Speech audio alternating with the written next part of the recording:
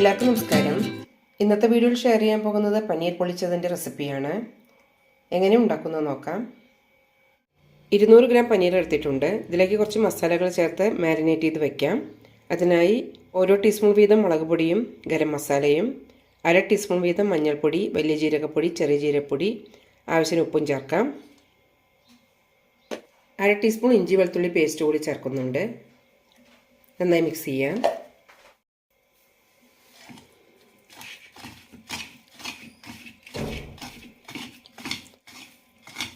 നന്നായി മിക്സ് ചെയ്ത ശേഷം അരമണിക്കൂറോളം ഇതേപോലെ തന്നെ വയ്ക്കാം.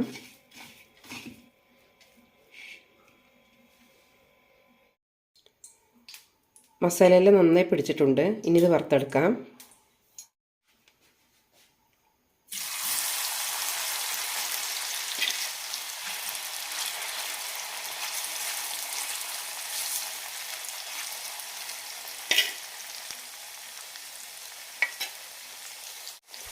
കഷ്ണങ്ങളൊക്കെ അത്യാവശ്യം ക്രിസ്പിയായി കിട്ടണം.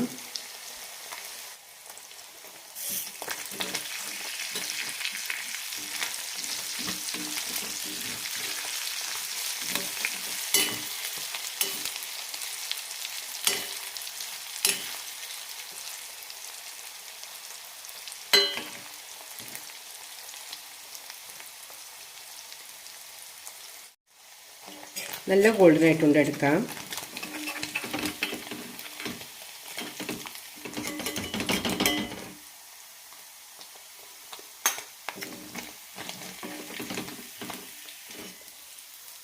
ബാക്കിയുള്ളത് കൂടി വറുത്തെടുക്കാം.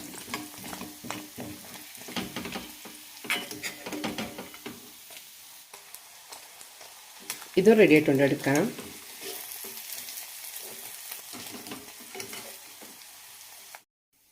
ഇനി ഇതേ എണ്ണയിലേക്ക് സവാള ചേർക്കാം. ഒരു മീഡിയം സൈസിലെ സവാളയാണ് എടുത്തിരിക്കുന്നത്.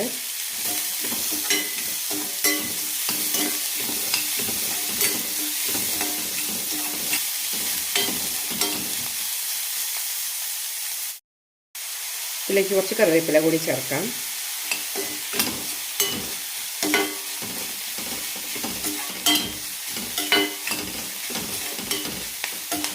സവാള നന്നായി വഴന്ന് കിട്ടണം. ഇതിലേക്ക് കുറച്ച് ഉപ്പ് കൂടി ചേർക്കാം.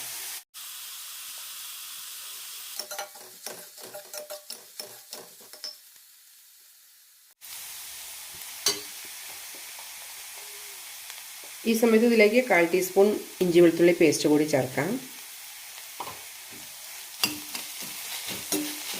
മസാല നന്നായി റോസ്റ്റായി കിട്ടണം.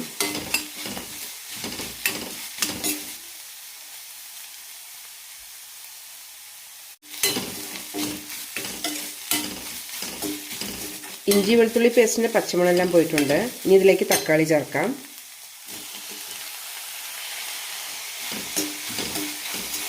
തക്കാളി ഇതേപോലെ തന്നെ നന്നായി വെന്ത് കിട്ടണം.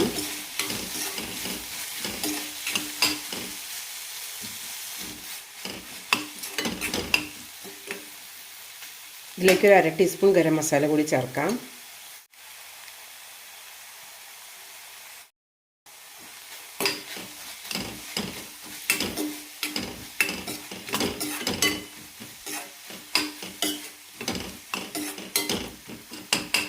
തക്കാളി ഒന്നുകൂടി വെന്തുടയണം.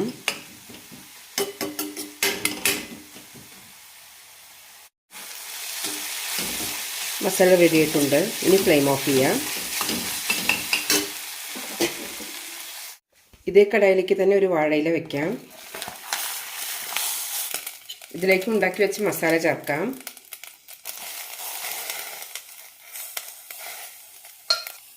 വറുത്ത് വെച്ച പനീർ, കൂടെ തന്നെ തേങ്ങാപ്പാൽ കൂടി ചേർക്കാം. 3/4 കപ്പാണ് എടുത്തിരിക്കുന്നത്.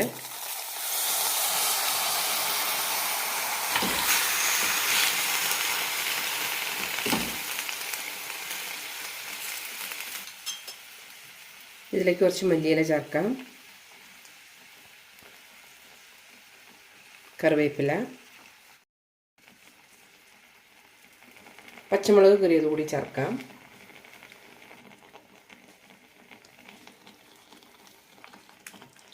ഈ അടച്ചു വെച്ച് 10 മിനിറ്റ് ഇതേപോലെ തന്നെ കുക്ക് ചെയ്തെടുക്കാം.